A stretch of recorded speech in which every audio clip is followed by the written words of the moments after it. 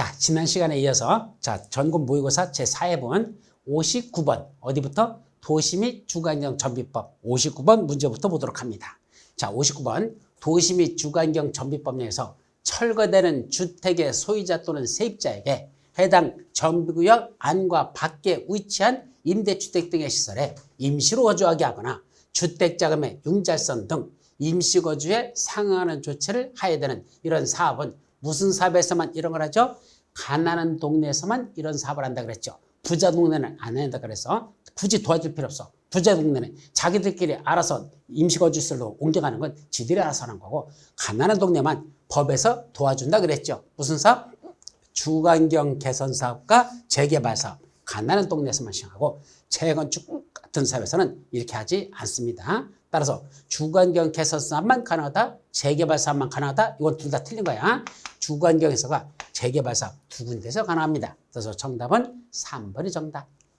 자, 60번 도시 및 주거환경 정비법 내용상 재개발 사업과 재건축 사업의 개념에 관한 내용 중 괄호에 들어갈 옳은 내용은, 자, 개념 정리야. 먼저 재개발 사업은 첫째, 정비 기반 시설이 열악하고 노후불량건설이 밀집한 지역에서 주거환경을 개선하는 것도 재개발 사업이고, 하나 더 있다 그랬죠? 또 하나 상업지역하고, 또 하나 무슨 지역 등에서 시행한다 그랬죠? 상업지역하고 공업지역이라는 걸 조심합니다. 상가, 사무실과 공장들이 있는 지역, 이게 상업지역, 공업지역 등에서 도시기 내의 회복 및 상권 활성화 등을 위하여 도시환경을 개선하기 위한 사업, 이건 주거환경이 아니라 도시환경을 개선한다라는 걸 조심합니다. 이 두 가지를 재개발 사업.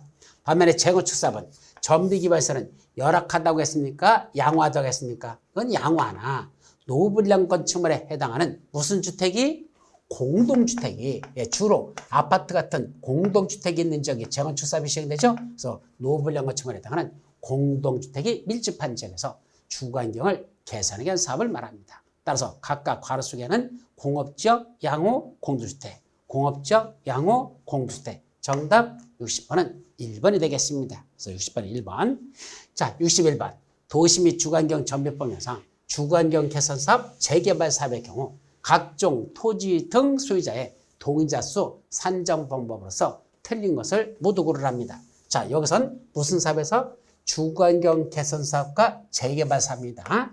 여기서 토지 등 소유자 개념부터, 토지 등 소유자는 주거환경 개선 사업과 재개발 사업에서는 누가 있었죠? 정비구역에 위치하는 토지 또는 건축물의 소유자 또는 그 지상권자를 말한다. 몇 명 있습니까? 3명 있어. 토지 소유자, 건축물 소유자, 지상권자. 반면에 재건축은 정비구역에 위치하는 건축물 및 부속 소유자, 건축물하고 토지하고 같이 가지고 있는 사람만 재건축에서는 토지 소유자라 했었습니다. 근데 여기서는 지금 주거환경 개선 사업과 재개발에서만 토지 소유자 동의자 수 산정 방법을 보고 있습니다. 자, 첫째, 한 필지의 토지 또는 하나의 건축물을 여럿이서 공유하겠다. 하나를 여러 명이 공유해서 그럼 토지 소유자 몇 명으로 취급하죠? 그 중에 대표하는 자 한 사람, 그 여럿을 대표하는 자 한 사람만 토지 등 소유자로 산정합니다. 따라서 한 필지를 5명이 갖고 있으면 몇 명으로 본다? 1명으로 보겠다는 거야. 대표하는 자 한 사람만 토지사로 봅니다.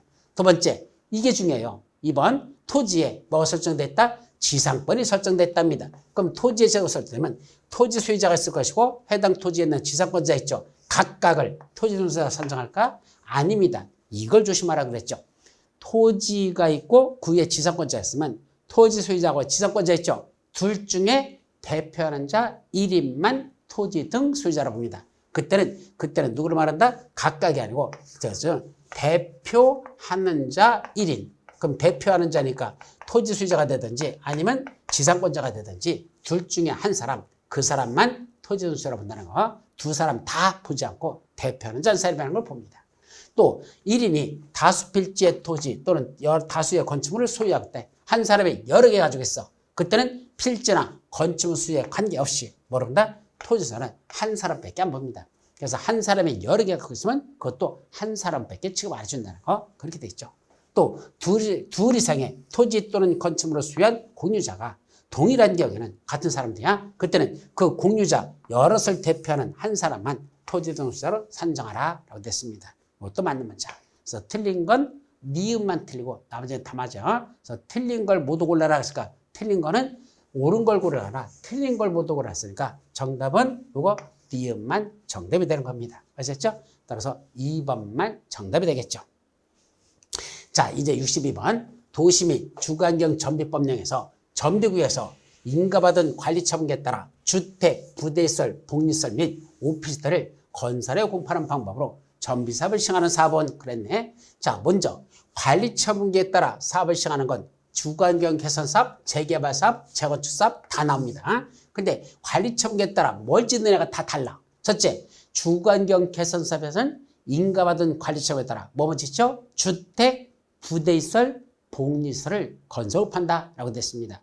주거환경 개선사업. 반면에 재개발사업은 인가받은 관리처분에 따라 거기는 건축물을 건설에 공포하는 방법 이렇게 됐죠. 반면에 재건축은 인가받은 관리처분에 따라 주택, 부대시설, 복리시설, 하나 더 오피스텔 이걸 건설에 공포한다라고 됐죠. 따라서 오피스텔까지 건설 공포하는 건 무슨 사업뿐이다? 재건축사업만 가능합니다. 그래서 다른 사람 안 돼. 이건 재건축사업에서만 가능하다. 정답은 5번이 된다. 이런 얘기야. 조심하시 바랍니다. 그래서 62번은 5번이 정답이죠. 62번은 5번. 자, 그 다음 63번. 공사 완료에 따른 조합의 해산에 관한 내용으로서 틀린 것을 모두 고르시오. 자, 조합의 해산에 따른 거다. 그 공사 완료에 따른 조합의 해산. 이거는 5월에 새로 신설된 내용으로서 시험 문제 영순이라고 제가 분명히 말씀드렸습니다. 왜 이게 중요하다 그랬죠? 공사가 다 끝나고 소유권 이전 고시까지 해버렸어. 그럼 소유권 이전 고시를 다음날 각각 소유권을 다 취득했어. 그럼 다 끝났는데도 불구하고 조합이 해산을 안 해요. 왜 해산하지 않는다 그랬죠? 조합장 월급 받아 먹으려고 한 달 월급이 1,000만 원씩 받는데 굳이 해산하면 그 월급 못 받잖아. 할 일도 없으면서도 해산도 안 하고 그냥 버티고 있는 게 그런 게 실무에서 너무 많다는 얘기입니다. 그래서 강제적으로 조합을 해산하는 게 필요하겠다 해가지고 만들어낸 규정이죠. 자, 틀린 걸 고르래. 그럼 볼까요? 기억. 조합장은 소유권 이전 고시가 있었던 날부터 몇 년 이내에 조합 해산에 대한 총회를 수집하라? 무슨 3년씩이나 걸립니까? 그렇게까지 뭐 3년 동안 계속 월급만 받으면 뭐라고? 그래서 1년 이내에 조합 해산에 대한 총회를 소집하라고 법에서 명시했습니다. 근데 요 놈의 조합장, 요 인간이 총회를 소집하지 아니한데 그럼 어떡할까? 조합은 얼마가 10분의 1이 아니라 5분의 1 이상이 조합은 5분의 1 이상의 요구로 소집된 총회에서 조합은 과반수 출석과 출석 조합은 과반수 동의를 받아서 해산을 의결할 수도 있습니다. 그때는 10분의 1이 아니라 5분의 1이다. 이것도 틀렸고. 그럼 세 번째. 그럼 그래도 해산 안 해. 그러면 시장수 등은 뭔다? 조합이 정당한 사유 없이 해산을 의결하지 아니하면 그때는 시장수 등이 조합설립 인가권자거든. 그럼 지가 인간해 준 걸 뭐 할 수 있다? 취소할 수 있다. 예, 조합설립 인가한 걸 제가 취소함으로써 강제 해산을 시켜버리겠다. 이런 얘기입니다. 이건 맞는 문장이죠. 또 리얼 해산하는 조합에 청산인이 될 자가 없대. 원래는 조합장이 청산인데 조합장 사표 쓰고 나갔어. 없어. 그럼 뭐죠? 민법의 규정에도 불구하고 누가인데 시장군수 등은 어디다가 법원에다가 그 청산인의 선을 청구할 수 있습니다. 이것도 맞는 문장. 그래서 이 네 가지는 조합 해산에 관한 중요한 내용이니까 꼭 기억하도록 합니다.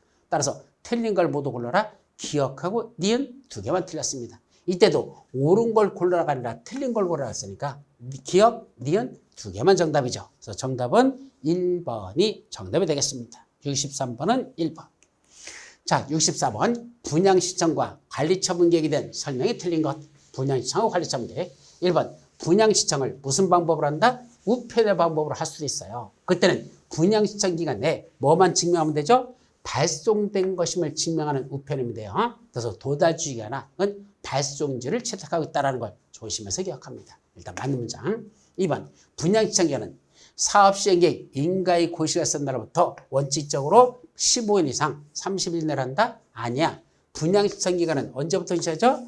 자, 계략적인 분담금의 추산에 및 분양시청 기간 등을 통지하고 자, 여러분 요번에 이렇게 사업시행계획 인가받았습니다. 그 내용하고 그래서 대략 얼마 정도 여러분들이 분담금을 내신다면 이 언제부터 언제까지 분양시청에 들을 테니까 그 기간 내에 분양시청 하시기 바랍니다 라고 통지했죠. 대략적인 분담금 추산액과 분양시청 기간 등을 통지한 날로부터 원칙적으로 30일 이상 60일 이내로 하는 게 원칙이고 30일 이상 60일 이내고 이때 20일의 법 내에서 한 차례만 연장할 수 있다. 이건 맞습니다. 그래서 틀린 건 틀려서 분양 계력적인 분담금의 추산액 및 분양 시청 기간 등을 통지한 날로부터 그냥 다른 거 못 외웠으면 그냥 통지한 날이라고는 외워야 돼.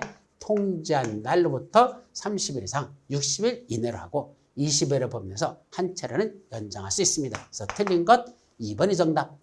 3번 정비구역 지정고시가 있은 날 또는 시도사가 투기록 지역에서 기본계획 수립 후 정비구역 지정고시가 있은 전에 그 사이에서 따로 정한 날, 이 날을 뭐라 부른다? 기준이라 부르고 그 기준일 언제부터? 다음 날부터 무슨 짓을 했다? 토지 소유자가 증가되는 짓을 했죠. 한 필지 토지를 수개 필지로 분할해서 대장 토지 소유자가 증가됐죠. 그러면 그 분양받을 권리는 어느 날 기준으로 한다? 그 기준을 해서 산정합니다. 그래서 기준일 다음 날부터 취득한 자들, 그 자들에게는 분양권을 준다 안 준다? 안 준다 그랬죠. 그래서 이것도 일단 맞는 문장이 되겠습니다. 4번 과밀억제권에게 위치하는 투기과지구야. 그래서 과밀억제권에게고 투기과지구야. 자, 거기서 재건축 사업을 시작하는데 그때는 토지등 소유자가 누구랍니까? 근로자 숙소로 주택을 소유했답니다. 근로자 숙소나 기숙사 용도로 갖고 있대. 그때는 얼마큼 줄까? 소유한 주택수만큼 다 드립니다. 왜? 근로자 숙소나 기숙사 용도 같은 것들은요. 투기과지구든 뭐 갈리지 않아. 거기에 과밀억제거든 따지지 않아. 소유한 주택권 다 주지. 그건 투기과지구인지 과밀억제권인지 이런 거 따지지 않고 소유한 주택권 다 공급하는 거 맞습니다. 그게 어디다? 근로자 숙소, 기숙사 용도입니다. 또 5번 관리처분계 인가고시가 있을 때는 어떤 효과? 종전의 토지 또는 건축물의 소유자 등은 이전의 고시가 있은 날까지 이때 이전의 고시가 무슨 고시인지 아직 확실하지 않아. 이게 관리처분계 이전 고시인지 소유권 이전 고시인지 뚜렷하지 않고 저렇게 써놨어. 근데 이건 소유권 이전 고시를 말해요. 그건 소유권 이전 고시가 있은 날까지는 원칙적으로 종전의 토지 또는 건축물에 대해서 사용하거나 수익할 수 없는 게 원칙이야. 그래서 언제부터? 관리처분계 인가고시가 나면 더 이상 종전의 토지에서는 사용수익할 수 없다. 언제까지? 소유권 이전고시가 있었던 날까지. 그럼 소유권 이전고시가 날 다음 날 되면 어떻게 되죠? 이제 종전의 토지 건축물을 사용하는 게 아니라 새로 관리처분에서 내가 분양받아 있죠? 그걸 그때부터 내게 되기 때문에 그때부터 내가 사용수익하는 거야. 그래서 소유권 이전 고시가 있었던 날까지는 종전권 사용수익할 수 없고 그 소유권 이전 고시일 다음 날부터는 새로 조성된 대지 건축물을 내 거로서 내가 사용수익할 수 있게 된다. 이런 얘기입니다. 그런데 원칙적으로 종전의 토지 건축물은 사용수익할 수 없는 게 원칙인데 예외가 있었죠. 첫째, 사업 시행자가 동의하는 경우. 야, 너 아직 안 나가도 돼. 더 있어도 돼. 동의하면 안 나가도 돼. 두 번째는 아직 보상협의가 완료되지 않은 경우. 아직 보상비 못 받았어. 그때는 안 나가도 괜찮다라고 해서 사용수익할 수 있다. 그때는. 그래서 원칙적으로는 사용수익할 수 없다. 맞는 문장이죠. 그래서 틀린 건 어디가 틀렸다? 2번만 정답이 되겠습니다. 자, 65번. 공주택법으로 이제 넘어가요. 65부터는 주택법으로 7문제가 나옵니다. 자, 첫째, 공사의 착수와 사업계획 승인 취소에 대한 내용으로서 옳은 것. 첫째, 사업계획 승인을 받은 경우는 그 승인 받은 날로부터 몇 년 이내에 공사에 착수한다? 5년 내에 공사를 시작하는 것. 맞죠? 두 번째, 공고별 분할 시행에 따라 사업계획 승인을 받으면 최초로 공사를 진행하는 공고에서도 언제까지 사업 시행계획, 사업 승인을 받은 날부터 사업계획 승인 받은 날부터 몇 년 내? 이건 10년이 아니라 역시 5년 이내에 공사를 시작하여야 합니다. 따라서 2번은 틀렸고 3번 공고별 분할 시행에 따라 사업계획 승인을 받으면 최초로 공사를 진행하는 공고, 외 공고. 그럼 최초 공고, 외 공고니까 2공고, 3공고를 말해. 여기서는 해당 주택단지에 대한 최초 착공 신고일로부터 몇 년 내 공사를 시작하면 되죠? 2년. 최초 공고는 2년 이내에 공사를 시작한다. 라고 썼죠. 그래서 이것도 틀렸고. 4번 최초 공고에서 사업에 착수한 후 최초 공고, 매입 공고에서 해당 사업 시행에 대한 소유권 분쟁 등으로 인해서 공사가 착수가 지연되는 경우에는 공사의 착수기간을 연장할 수 있을까? 안 돼요. 뭐만 저죠? 최초 공고에서 이미 사업에 착수까지 했는데 최초 공고, 외의 공고에서 몇 년 내에 시작해야 되죠? 2년 내에 공사 시작해야 되잖아. 근데 그 소유권 분쟁 등으로 인해서 공사 착수기간이 지연된다면 그때는 착수기간을 연장할 수 있다? 아니요. 최초 공고, 외의 공고는 공사의 착수기간을 연장할 수도 없고 사업계획 승인도 취소할 수 없다. 그랬었어. 요거 잘 정리하라고 어렵다고 조심하라 그랬었죠. 이건 여기가 틀렸습니다. 5번 주택 분양 보증이 된 사업 주체가 경매나 공매 등으로 해서 대지 소유권을 상실해버렸어. 그럼 사업계획 승인을 취소할 수 있습니까? 아니요. 이미 뭐 됐을까? 분양 보증이 됐다는 얘기는 사업 주체가 망해도 관계없어. 대신 분양 보증 승자가 대신 만들어주면 되니까. 따라서 그때는 경매공매 등으로 대지 소유권이 남한테 넘어갔죠. 그래도 사업계획 승인은 취소되지 않아요. 왜? 이미 주택 분양 보증을 쓴 그 보증업체들이 있기 때문에 걔들이 대신 만들어주기 때문에 관계없다. 그때는 상인을 사업계획 승인 취소할 필요가 없습니다. 있다? 없다고 해야 되죠. 틀렸죠. 그래서 옳은 건 65번 1번만 정답이죠. 나머지는 다 틀렸고. 자, 이제 66번 주택단지와 공구에 대한 설명으로서 틀린 거. 첫째, 주택단지란 주택건설 사업계획 또는 대유성 사업계획 승인을 받아 뭘 짓는데 주택과 그 부대시설 및 복리시설을 건설하거나 대지를 주소하는 데 사용되는 일대의 토지를 뭐라 부른다? 주택단지라고 한단다. 그건 개념 맞고. 두 번째, 공구란 폭 6m에서 해당되는 주택단지 도로 등으로 경계가 설정되고 공구는 공구별 세대수는 최소 300세대에 해당된다. 그래서 폭 6m에서 해당되도록 경계를 설정하고 세대수는 각 공구별로 300세대 이상 돼야 되죠. 이것도 맞죠. 세 번째, 주택단지가 폭 10m에 일반 도로로 분리되어 있대요. 그러면 그거 각각 별개의 주택단지입니까? 아니죠. 일반 도로는 폭 몇 미터야 되죠? 20m 이상 돼야 돼. 폭 20m 이상인 일반 도로, 폭 8m 이상인 도시계획 예정도로. 그래서 21, 8도 이렇게 해봤잖아. 그러니까 10m밖에 안 된다면 그건 각각 별개가 아니라 하나의 주택단지로 본다. 하나의 주택단지지 그건 별개의 주택단지가 안 됩니다. 아셨죠? 그래서 3번이 틀린 정답. 4번 전체 세대수가 600세대 이상인 주택단지는 공구별로 분할해서 주택을 건설할 수 있다? 맞죠? 한 공구별 세대수가 하나마다 300세대니까 두 개로 쪼개버리면 여기 300세대, 여기 300세대니까 주택단지는 600세대만 있다면 공구별로 분할해서 주택 건설 공급할 수 있다? 맞는 문제죠. 그건 맞는 거. 그럼 5번 주택단지가 자동차 전용도로에서 분리된 토지다. 자, 주택단지 가운데 뭐가 났죠? 철도, 고속도로, 자동차 전용도로가 나버렸대. 각각 별개 주택단지로 본다 그랬었죠. 각각 별개 주택단지 맞습니다. 그래서 이것도 맞는 문장. 이거 틀린 건 몇 번? 3번만 정답으로 오시면 됩니다. 그래서 66번은 3번. 자, 이제 67번. 자, 주택법령상 사업계획 승인을 받아 건설하는 세대 구분형 공주택이래. 이때 중요한 건 주택법령상 사업계획 승인받아서 건설하는 세대 구분형 공주택이 있고 또 하나 있었죠. 공동주택관리법에 따라 행위, 허가 등을 받고 설치하는 세대 구분형 공주택. 두 가지를 반드시 구분해야 돼. 주택법상 사업계획 승인받고 건설하는 세대 구분형 공동주택과 공동주택관리법령에 따라 그때 행위, 허가 등을 받고 설치하는 세대 구분형 공동주택. 다르다 그랬죠? 그걸 정확하게 구분합니다. 이 중에 이건 사업계획 승인받고 건설한 세대 구분형 공동주택입니다. 첫째, 공동주택, 주택 내부 공간의 일부를 세대별로 구분하여 생활이 가능하도록 하되 그 구분된 공간 일부를 구분 소유할 수 없다가 맞습니다. 그러니까 구분된 부분은 임대 등만 가능하지 구분 소유권으로 팔아버리는 건 매매는 할 수 없습니다. 막범. 또 세대 구분형 공주택은 주택단지 공동주택 전체 세대수의 얼마까지만 한다? 이거는 3분의 1까지만 세대 구분형 공동주택으로 지어야 됩니다. 또 세대별로 구분된 각각의 공간마다 별도의 욕실, 부엌과 현관을 설치하라. 그래서 독립된 공간이 욕실, 부엌, 현관을 설치해야 되죠. 이것도 맞고. 또 하나의 세대가 통합하여 사용할 수 있도록 가운데 멀레레 세대 간에 연결문 또는 경량구주에 경계벽 등을 설치하도록 이렇게 돼 있으니까 이것도 맞죠.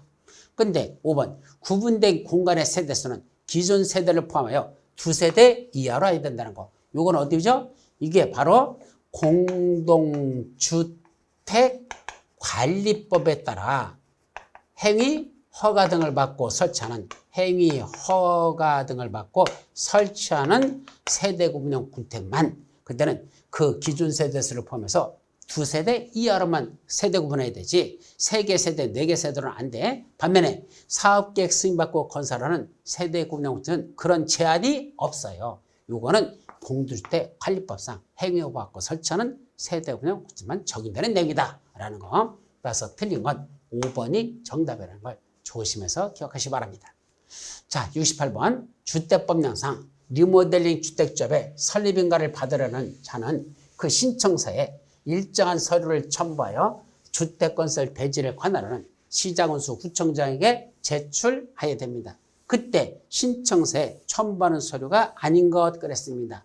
여기서 중요한 건 리모델링 주택조합이라고 그랬습니다. 지역 직장주택조합이라 리모델링.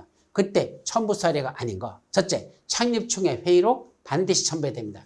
조합장 선출 동의서 이것도 첨부해야 됩니다. 또 조합원 전원이 자필로 연명해서 서명한 조합 규약 있어야 됩니다. 근데 조합원 명부 당연히 누가 조합을 했는지 이름이 있어야 되겠죠. 이것도 들어갑니다. 근데 문제는 4번.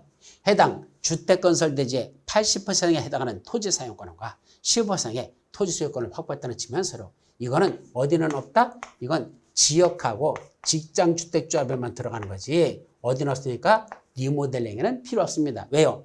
리모델링 주택조합은 리모델링에 결의한 사람들은 이제 리모델링에 결의한 자들이 다 누가 되죠? 이 사람들이 바로 조합원이에요. 결의한 자가 조합원입니다. 따라서 그 80% 이상 사용권은 15% 소유권 필요 없어. 왜? 결의한 사람들이 다 누구죠? 공동주택의 소유자들이야. 그 소유자들이 다 있기 때문에 별도로 뭐 사용권은 소유권 확보한다는 그런 필요가 없습니다. 다 소유자들이야. 100%야 그냥. 그렇기 때문에 이런 4번 같은 건 지역 직장주택조합에서는 필요한 내용이다라는 걸 조심하시기 바랍니다. 그래서 정답은 4번이 되겠습니다. 그래서 68번은 4번.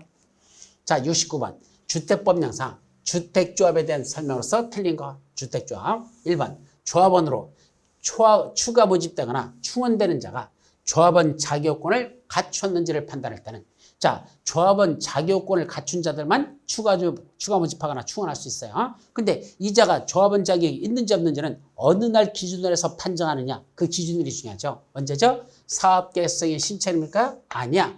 조합 설립인가 신청일을 기준합니다. 조합 설립인가 신청일을 기준으로 그때 조합원 자격권을 갖춘 자들 그 자들만 추가 모집하거나 충원할 수 있습니다. 자, 2번 주택조합은 주택조합의 설립인가를 받은 날부터 3년이 된 날까지 사업계획서를 받지 못한 경우 총회 의결을 거쳐 해산 여부를 결정해야 됩니다.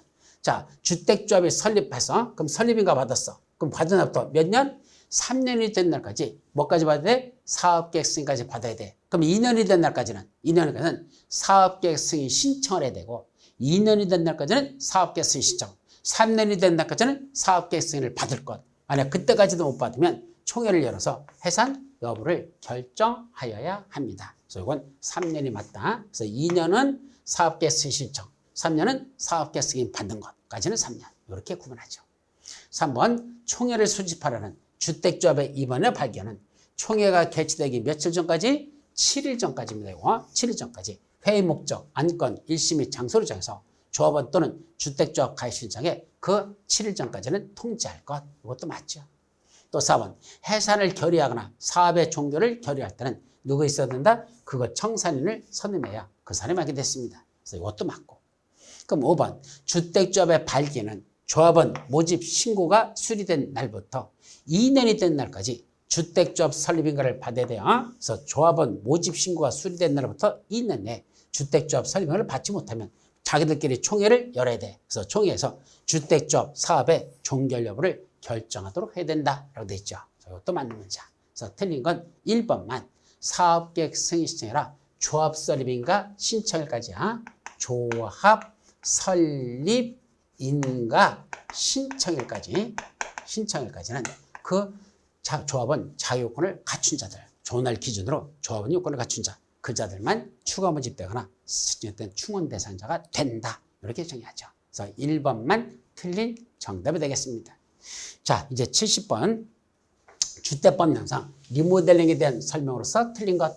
첫째, 리모델링은 공동주택을 대상으로 대수하거나 증축하는 방법으로 할 수 있다. 예, 리모델링은 일단 공동주택을 대상화하는 건 맞아. 두 번째, 대수하는 방법이 있고 또 하나 증축하는 방법이 있다. 맞죠? 대수선, 증축 두 가지 방법을 할 수 있습니다. 일단 맞고.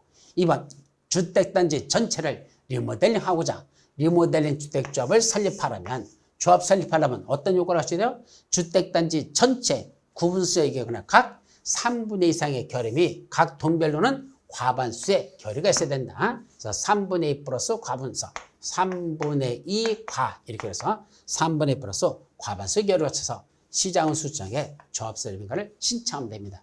이건 리모델링 주택을 설립하기 위한 요건이야. 설립 요건은 3분의 1 플러스 과반수 이렇게 정리하죠. 반면에 3번 이거 헷갈리면 안 돼. 리모델링 주택조합이 이미 설립이 됐고 3분의 1 과를 거쳐서 설립은 됐어. 근데 주택단지 전체를 이 조합이 리모델링 하려면 다시 허가를 받으러 가야 돼. 어떤 시장수에게 그 리모델링 허가 받으러 가야 되는데 허가받기 위한 동의요건 주택단지 전체 구분설립권의 각 75% 이상의 동의와 동별로는 최소한 50% 이상의 동의를 받으래. 그래서 이건 자 7550번 이렇게 그랬죠. 네, 차량 번호 7550번. 그래서 75% 50% 이거는 3분의 1 플러스 과반수 이거는 75% 플러스 50%두 가지를 정확하게 구분하는 게 아주 중요한 거니까 꼭 확실하게 둘을 기억해 주시기 바랍니다. 둘 다 맞아요.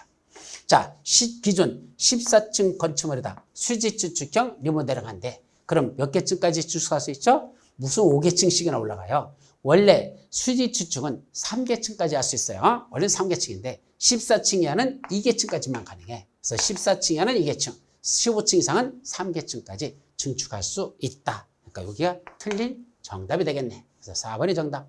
5번 리모델링 허가를 신청한 동의율을 확보한 경우. 자, 리모델링 허가 신청한 동의율이 얼마였었죠? 75% 플러스 50% 이걸 확보했죠. 그러면 리모델링 결의를 한 리모델링 주택자원 그 리모델링 결의에 찬성하지 아니한 자들이 있었잖아. 아까 조합 설립할 때 3분의 1 플러스 과반수 결의했었죠. 여기 찬성하지 않은 사람들 그분들은 뭐가 된다? 그때부터 그 사람들의 주택 및 토지에 대해서는 매도 청구를 할 수 있습니다. 언제부터 매도 청구한다? 리모델링 허가를 신청한 이 동의율 75% 플러스 50% 이게 확보하고 나면 그때부터 나들은 팔고 딴나라라고 매도 청구를 할 수 있다는 거 그렇게 기억하면 됩니다. 이것도 맞는 문자. 그래서 틀린 건 4번만 정답. 자, 주택법 마지막 문제 71번. 주택법 영상 주택상환 사채에 관한 설명서 틀린 것은 모두 몇 개인가? 자, 틀린 걸 모두 고르랍니다. 몇 개인지? 개수로 물었네. 자, 개수로 물었습니다. 자, 1번. 주택상환 사채 상환 기간은 몇 년을 초과할 수 없죠? 3년이야. 주택상환 사채는 3년을 초과할 수 없죠. 그럼 기간은 어떻게 따지죠? 상환 기간은 주택상환 사채 발행일로부터 언제까지? 입주일 아니야. 공급계약 체결일까지입니다. 계약서 쓰는 날이죠.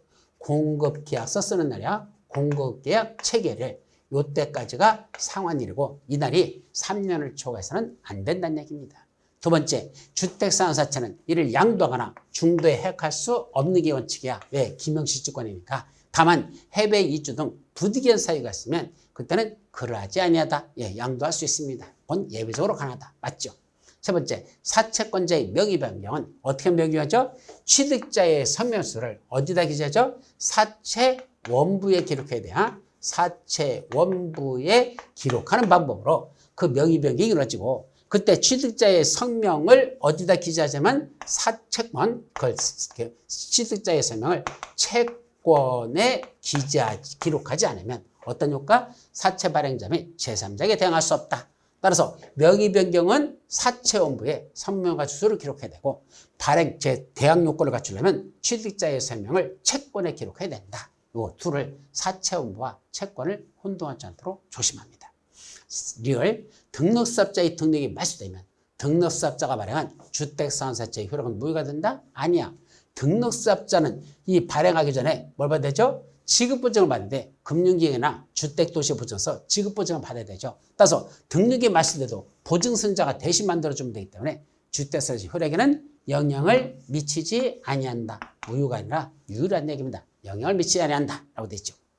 또 미음 주택상환사채를 상환함에 있어서 주택상환사채가 원하는 경우에는 그걸 원리금을 꼭 주택으로만 줘야 됩니까? 아니야. 현금으로 상환할 수도 있다라고 되어 있어. 그래서 주택상환사채는 원칙은 주택으로 주는 거지만 예외적으로 원리금을 현금으로 상환할 수도 있다라고 됐습니다.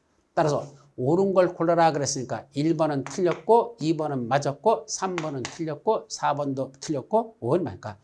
틀린 걸 모두 골라라 했으니까 옳은 개수가 아니라 틀린 걸 그랬으니까 틀린 게 몇 개죠? 하나, 둘, 세 개. 그때는 틀린 거 세 개. 3번이 정답이지. 옳은 거 2개 답면 안 돼요. 틀린 거 3개를 골라야 됩니다. 그래서 정답은 71번 3번이 되겠습니다. 자, 이제 무슨 법? 건축법으로 넘어가도록 하죠. 자, 첫째, 건축법 영상. 공개공지 등의 확보와 관련된 내용으로서 옳은 거 공개공지. 1번, 모든 주거지역에는 일정 경우 공개공지 등을 확보해야 된다? 아니요. 전용 주거지역은 제외야. 일반 주거지역과 준주거지역이지. 전용 주거지역은 제외라는 걸 조심합니다. 두 번째, 공개공지는 필로티 구조로 설치할 수 있다? 예, 그럴 수 있다 그랬죠. 이게 무슨 말이라 그랬죠? 대지 위에 건축물을 짓는데 그 건폐율이 넓으면 대지에 건축물이 가득 찬다 그랬죠? 그러면 공개공지로 확보할 공간이 안 나와. 이렇게 되면. 그럼 건물을 번쩍 들어올려서 뭐 여기다 기둥으로다 이렇게 세면 밑에 뭐가 남죠? 여기 공간 남잖아. 여기다가 남는 여기다가 공개공지 설치하는 걸 필로티 구조로 설치할 수 있다 얘기입니다. 그건 맞는 문장. 자, 세 번째, 공개공지 면적은 무슨 면적에? 그 전체 대지 면적의 100분의 30까지도 그렇게 너무 많죠. 100분의 10 이하에서 구체적으로는 건축 조례를 정한다. 대지 면적의 100분의 10에서 건축 조례를 정하죠. 4번, 판매시설 중에서 농산물 유통시설 있죠? 그거 가락동 농산물 시장, 농산물 유통시설에 대한 대지에서는 공개공지를 확보합니까? 안 해도 된다 그랬습니까? 예, 가락동 농산물 시장에 가봐라. 공개공지 없다 그래서 확보하지 아니해도 됩니다. 틀렸고, 공개공지 등을 설치하는 경우에는 해당 지역의 정도는 건폐율의 1.2배 이하, 정도는 높이 기준의 1.2배에서 조례로다가 그걸 완화시킬 수 있다? 아니야. 건폐율은 완화하는 거 없어. 건폐율이 하나 용적률이죠. 용적률하고 높이지 않만 각각 1.2배까지 완화시켜줘요. 그래서 용적률하고 높이지 않만 1.2배에서 구체적으로는 건축조례를 정하는 범위까지 완화할 수 있다라고 되어 있습니다. 그래서 여기서 옳은 건 몇 번이야? 2번밖에 없어. 나머지는 다 틀린 내용들이 들어있습니다. 그래서 72번은 2번만 정답. 자, 73번. 바다 면적에 산입되는 경우를 모두 고르시오. 자, 바다 면적에 산입하는 거, 산입하지 않는 걸 구분합니다. 첫째, 필로티나 그 밖에 이와 유사한 구조로서 그 공간을 뭐로 쓰는데? 공중의 통행, 차량의 통행, 주차의 전용, 공동주택은 바다 면적에 산입하지 아니한다. 이건 산입하지 않죠. 두 번째는 승강기탑이나 계단탑, 장시탑, 다락으로서 높이가 1.5m, 경사 지붕의 형태의 다락은 1.8m의 경우는 바다 면적에 산입하지 않습니다. 이것도 바다 면적이에요. 세 번째, 공동주택으로서 지상층에 설치한 기계실, 전기실, 어린이노터, 조경시설, 생활 폐기물, 보관시설 면적, 이것도 바다 면적에 산입하지 않습니다. 리을, 벽, 기둥에 구획이 없는 건축물은 그 지붕 끝부분부터 수평거리 1m로 태양선으로 둘러싼 수평적, 그것만은 바다 면적에 산입. 또 주택의 발코니 등 건축물의 노대나 그 밖에 이와 비슷한 것들은 바닥에 난간 등의 설치와 관계없이 그 노대 등의 면적에서 노대 등이 접한 가장 긴 외벽에 접한 길이다 1.5m를 곱한 값, 그거를 뺀 나머지 면적은 바다 면적에 산입한다 그랬습니다. 그래서 바다 면적에 산입하는 경우는 산입하는 건 리을하고 미음 두 가지밖에 없습니다. 그러면 리을, 미음 정답 5번이 되겠습니다. 그래서 73번은 5번.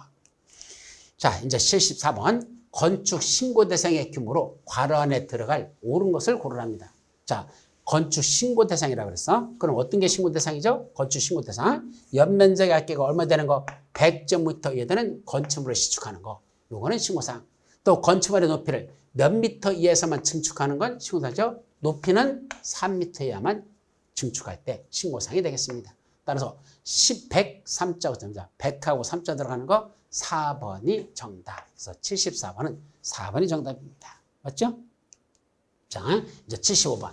건축법 영상 대수선이 아닌 것. 자, 대수선은 몇 가지가 있었죠? 8가지. 머리점만 떠서 어떻게 한다? 내기, 보지, 주방, 경마. 내기, 보지, 주방, 경마. 그때 내력벽을 증설 또는 해체하거나 그 벽 면적을 얼마큼? 30m 이상 수선벽이하면 이건 대수선. 맞죠? 아니면 기보지, 기둥보, 지붕틀 다 똑같아. 기둥보, 지붕틀은 증설, 해체해도 대수선이고 그걸 몇 개 이상? 3개 이상 수선변경하는 거 요것도 대수선. 맞죠? 또 3번 주계단, 피난계단 또는 특별 피난계단을 증설 또는 해체하거나 수선 또는 변경하는 것 자, 주계단, 피난계단, 특별계단. 이건 증설해체, 수선, 변경. 다 대수선. 이것도 맞아요. 대수선이고. 그럼 4번. 다가구나 다세주택의 경계벽을 나누는 거. 그때 그걸 증설해체하나 수선, 변경하는 거 다가구 주택하고 다세주택이라 했으니까 이것도 증설해체, 수선, 변경 다 대수선이죠. 그럼 5번. 기존 건축물이 있는 대지에서 건축물의 건축 면적, 연면적, 층수 또는 높이를 증가시켰다. 이건 대수선입니까? 아니야. 이건 건축 중에서 증축에 해당하는 거죠. 이건 증축이지. 이건 대수선이라고 하지 않는다. 이건 대수선하고 전혀 관계없는 건축에서도 증축에 속한다 이 말이죠. 따라서 정답은 5번이 정답이 되겠습니다. 그래서 75번은 5번. 자, 이제 76번. 특별 건축구역으로 지정할 수 없는 지역이 아닌 것. 그럼 특별 건축구역으로 지정할 수 없는 지역이 아닌 것 했으니까 결국 무슨 말이야? 특별 건축구역으로 지정할 수 있는 지역을 찾아라는 얘기죠. 그럼 어디는 지정할 수 없죠? 개, 접, 보자. 이렇게 그랬죠. 개의 접근을 막아보자. 예, 불도 같은 게 물으려고 막 달려들려고 그래. 어떻게 하면 저 개가 나한테 접근하는 걸 막아볼까? 개의 접근을 막아보자. 개, 접, 보자. 요거는 특별 건축으로 지정할 수 없습니다. 그래서 개발제한구역, 자연공원, 접도구역, 보존산지. 그럼 군사기지명, 군사시설 보호구역은 지정할 수 없습니까? 아니요. 지정할 수 있습니다. 다만 지정하려면 누구랑? 국방부 장관과 미리 협의는 해야 된다. 그럼 군사기지명, 군사시설 보호구역도 특별건축으로 지정할 수는 있는데 그러려면 국방부 장관과 미리 협의를 하고 지정할 수 있다. 그래서 5번은 지정할 수 없는 지역이 아닌 것, 지정할 수 있는 지역이 되겠죠. 5번이 정답. 그래서 76번은 5번. 자, 77번. 건축물이 있는 대지에 최소 분할 대지 면적의 기준으로서 틀린 것. 자, 건축물이 있는 대지를 분할할 때 너무 작게 분할하지 말래. 최소 일정 기준 면적에서 분할을 해. 근데 주거지역은 60 이상, 상업지역은 150, 공업지역도 150, 180 하나, 150, 녹지지역은 200. 그 밖에 나머지 지역은 60 정도 돼서 구체적으로는 조례로 정한다라고 됐으니까 기준 면적에서 잘못된 건 3번 공업지역이 정답이 되겠습니다. 77번은 3번. 자, 이제 78번 건축법 마지막 문제. 건축협정과 관련된 내용으로서 틀린 거. 건축협정 1번.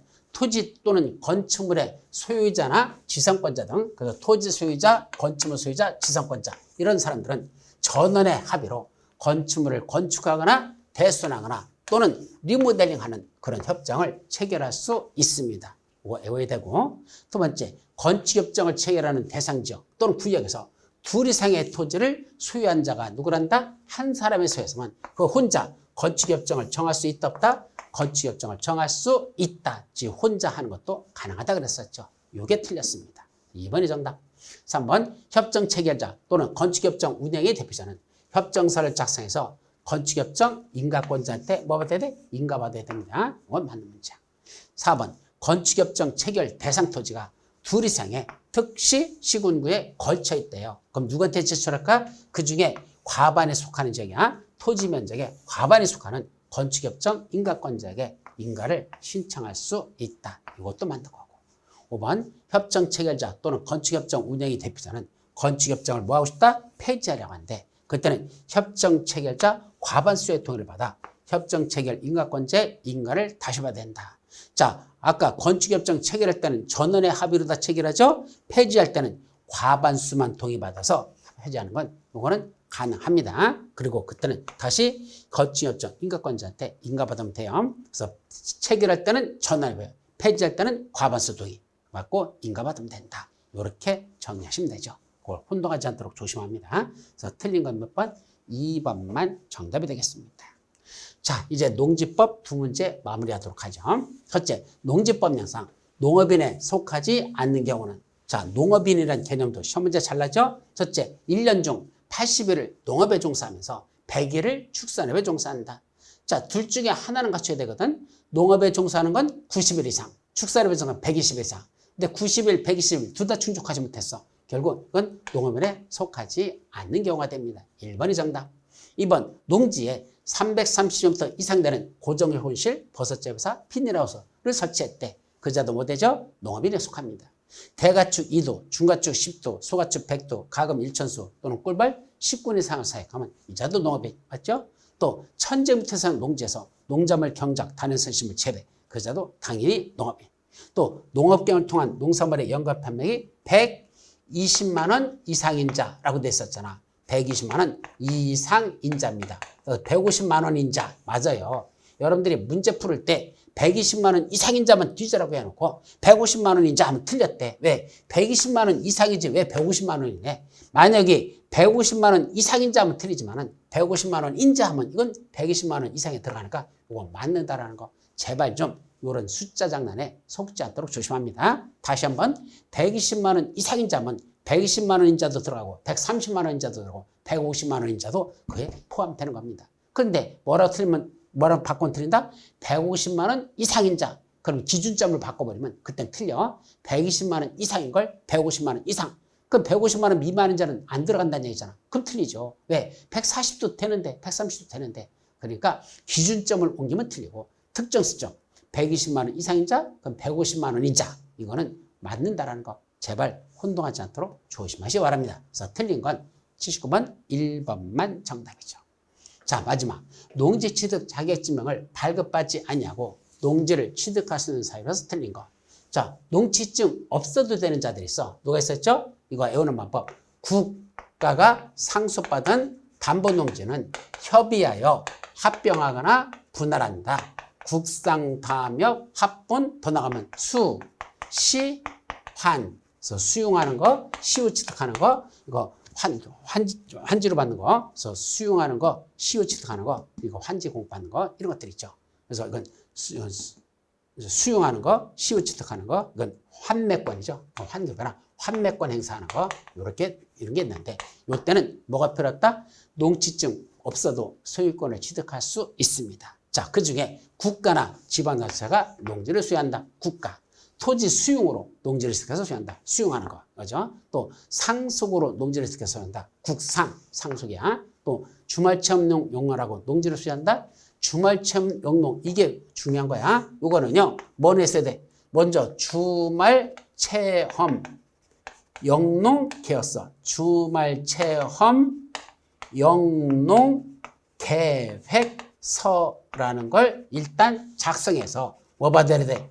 농지증을 발급을 받아야 그래야 소유권을 취득하러 등기하러 갈 수 있습니다. 그래서 주말체험 영농계획서 작성하고 농지증까지 발급받는 게 주말체험 영농으로 농지입니다. 농지증 발급받지 않아도 된다? 아니야. 이건 발급받아야 돼. 틀렸죠.